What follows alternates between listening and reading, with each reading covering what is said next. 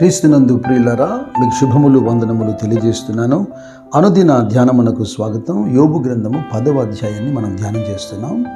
యోబు స్నేహితుడైన బిల్దదు పలికిన మాటలకు బదులుగా యోబు ఇంకా మాట్లాడుతున్నాడు. 10వ అధ్యాయం ప్రారంభ వచనాల్లో యోబు యొక్క మాటల్లో విసుగు, యోబు యొక్క అంగలార్పు, మనోవ్యాకులం మనకు కనపడుతుంది. యోబునే అలా మాట్లాడుతున్నాడు. దేవునితో యోబు మాట్లాడుతున్న తీరు చూస్తే చాలా ఆశ్చర్యం అనిపిస్తుంది. దేవునితో యోబు అంటున్నాడు, దౌర్జన్యం చేయటం నీకు సంతోషమా? దుష్టుల ఆలోచన మీద దయాదృష్టి ఉంచుట సంతోషమా? నీ నేత్రములు నరుల నేత్రములు వంటివా? నరులు ఆలోచించినట్లు నీవు ఆలోచించువాడవా? నీ జీవితకాలము నరుల జీవితకాలం వంటిదా? నీ ఆయుష్కాల సంవత్సరములు నరుల దినముల వంటివా అని మాట్లాడుతున్నాడు దేవునితో. యోబు తన స్నేహితులతో వాదించి, తన స్నేహితులతో మాట్లాడి, అది అలవాటైపోయి దేవునితో కూడా అలాగే మాట్లాడుతున్నాడు. చూడండి, ఎంత విసుగున్నా, ఎంత చిరాకున్నా ఆయన ఆకాశం అందున్నాడు, మనం భూమి మీద ఉన్నాం. మన మాటలు కొద్దిగా ఉండాలి. అపోస్తలుడైన పౌలు రోమీయులతో మాట్లాడుతున్నప్పుడు 9వ అధ్యాయంలో పౌలు అంటాడు, అవునుగా నీవు మనుష్యుడా, దేవునికి ఎదురు చెప్పుటకు నీవెవడవు? నన్నెందుకు ఇలాగ చేసితివని రూపింపబడినది రూపించిన వానితో చెప్పునా? ప్రవక్త అయినటువంటి యెషయా కూడా అంటాడు, మంటికుండ పెంకులలో ఒక పెంకయుండి తను సృజించిన వానితో వాదించు వానికి శ్రమ. మీరు మంటికి కుమ్మరికి భేదం ఎంచరా? ఇలా మాట్లాడుతున్న యోబు సొంత నీతిని వెతుకుతున్నాడేమో అన్నట్టుగా ఉంది. 6వ వచనం మీరు చూడండి, యోబు ఏమంటాడు? నేను దోషిని కాననియు నా చేతిలో నుండి విడిపింపగలవాడెవడును లేడనియు నీవు ఎరిగి ఉండియు నీవేళ నా దోషం గురించి విచారణ చేయుచున్నావు, నా పాపమును ఏలా వెదకుచున్నావు. మనుషులతో మన జీవితాన్ని పోల్చుకున్నప్పుడు నాలో దోషం లేదు అంటే సరిపోతుందేమో. అయితే దేవుని ఎదుటికి మనం వెళ్ళినప్పుడు యెషయా గ్రంథం 6వ అధ్యాయం 5వ వచనంలో ప్రవక్త అయిన యెషయా అపవిత్రమైనటువంటి పెదవులు గలవాడను, అపవిత్రమైనటువంటి పెదవులు గల మనుషుల మధ్యలో నివసిస్తున్నాను అని విలపించినట్టు మనం విలపించక తప్పదు. దైవజనుడైన మోషే కూడా మాట్లాడతాడు కదా 90వ కీర్తనలో, నీ ముఖకాంతిలో మా రహస్య పాపములు కనబడుతున్నాయని. మనలో పాపము లేదని మనము చెప్పుకునేడలా మనలను మనమే మోసపుచ్చుకుందాము, మరియు మనలో సత్యం ఉండదు. మనము పాపము చేయలేదని చెప్పుకునేడలా ఆయనను అబద్ధకునిగా చేయువారు అగుదుము, మరియు ఆయన వాక్యం మనలో ఉండదు. యోహాను భక్తుడు చాలా స్పష్టంగా తన మొదటి పత్రిక 1వ అధ్యాయంలో రాసించాడు. నీవెందుకు నా దోషములను వెదుకుతున్నావు? నా పాపమును ఎందుకు నువ్వు వెదుకుతున్నావు అంటున్నాడు.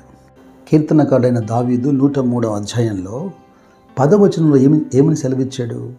మన పాపములను బట్టి ఆయన మనకు ప్రతీకారం చేయలేదు, మన దోషములను బట్టి మనకు ప్రతిఫలం ఇవ్వలేదు. మన దోషమును బట్టి ఆయన మనల్ని శిక్షిస్తే ఒక్కరమైన మనము ఆయన ఎదురు నిలవగలుగుతామా? దోషము చేసిన తర్వాత ఆ దోష శిక్ష భరించక తప్పదు.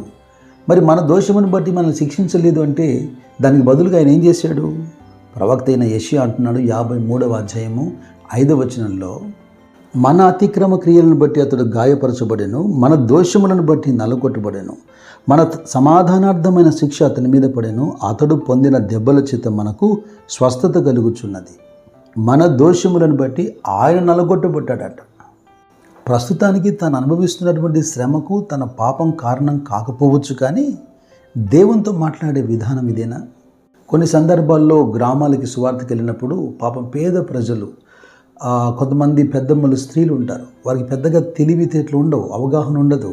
ఏ చిన్న కష్టం జరిగినా అయ్యో దేవుడు మాకు అన్యాయం చేశాడు సార్ అని ఏడుస్తూ ఉంటారు. వారికి సరైన అవగాహన లేదు కనుక మనం కాస్త విషయాన్ని వివరించి వారిని ఓదార్చే ప్రయత్నం చేస్తుంటాం. మరొక విడ్డూరమైన మాట మనకి ఇక్కడ కనబడుతుంది. యోబు గ్రంథం 10వ అధ్యాయం 9వ వచనం చూడండి, జిగటమన్నుగా నున్న నన్ను నీవు నిర్మించితివి, ఆ సంగతి జ్ఞాపకం చేసుకొనుము, నీవు నన్ను మరలా మన్నుగా చేయుదువా అని ప్రశ్నిస్తున్నాడు. ఈ విషయం వింటున్న మీరేమంటారు? మీ జవాబు ఏంటి? ఆదికాండం 2వ అధ్యాయము 7వ వచనంలోకి వెళ్తే, దేవుడైన యెహోవా నేల మండితో నరుని నిర్మించి వాని నాసికారంధ్రములలో జీవవాయువును ఊదగా నరుడు జీవాత్మ ఆయను. ఇంత చిన్న సంగతి యోబుకు తెలీదా అనుకోకండి. యోబు కలిగినటువంటి చిరాకు, విసుగు యోబు చేత అలాగా మాట్లాడిస్తుంది. ఆచితూచి యోబు మాట్లాడడం లేదు. వ్యాకులం కొలది తన హృదయంలో ఉన్నదంతా కక్కేస్తున్నాడు. మరి నేలమట్టితో చేయబడినటువంటి ఆదాము గురించి దేవుడు చెప్పిన మాట ఆదికాండం 3వ అధ్యాయము 19వ వచనంలో 17 నుంచి కూడా మనం చూడొచ్చు. నీవు నీ భార్య మాట విని తినవద్దని నేను నీకు ఆజ్ఞాపించిన వృక్షఫలములు తింటివి గనుక నీ నిమిత్తము నేల శపింపబడి ఉన్నది. ప్రయాసముతోనే నీవు బ్రతుకు దినములనియు దాని పంట తిందువు. అది ముండ్ల తుప్పలను గచ్చ పొదలను నీకు మొలిపించును. పొలములోని పంట తిందువు. నీవు నేలకు తిరిగి చేరు వరకు నీ ముఖపు చెమట కాల్చి ఆహారం తిందువు. ఏలయనగా నేల నుండి నీవు తీయబడితివి, నీవు మన్నే గనక తిరిగి మన్నైపోదు అని చెప్పాను. ఒకవేళ మీలో కూడా ఇటువంటి ప్రశ్న ఉంటే జవాబు వినండి. ప్రసంగి కూడా అంటాడు తన 3వ అధ్యాయంలో 20వ వచనం, సమస్తమును ఒక స్థలముకి పోవును, సమస్తము మంటిలో నుండి పుట్టెను, సమస్తము మంటికే తిరిగిపోవును.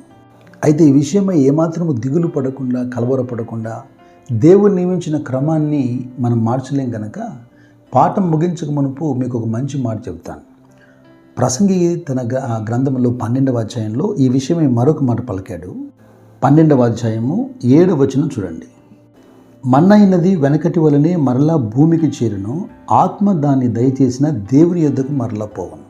మన్నైనది తిరిగి మన్నైపోకుండా మనం ఆపలేం, కానీ మన్నైనది మన్నయ్యే సమయానికి ఆత్మ దేవుని యొద్దకు చేరేట్టుగా మాత్రమే మనం జాగ్రత్త పడగలుగుతాం. ఈ మాటలు మీకు అర్థమవుతున్నాయా? దైవజనుడైన మోషే కూడా అంటున్నాడు 90వ కీర్తనలో, నీవు మనుషులను మంటికి మార్చుచున్నావు, నరులారా తిరిగి రండి నీవు సెలవిచ్చుచున్నావు.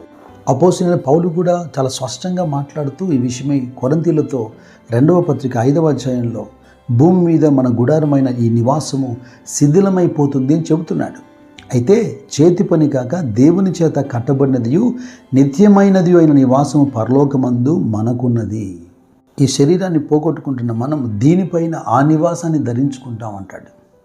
కనుక నా ప్రియ సహోదరి సహోదరులారా, ఎలాగూ శిథిలమైపోయేటువంటి శరీరం గురించి ఎక్కువగా చింత కలిగి ఉండకుండా ఆధ్యాత్మికమైన చింత కలిగి మీ ఆత్మలను క్రీస్తులో భద్రపరచుకోండి.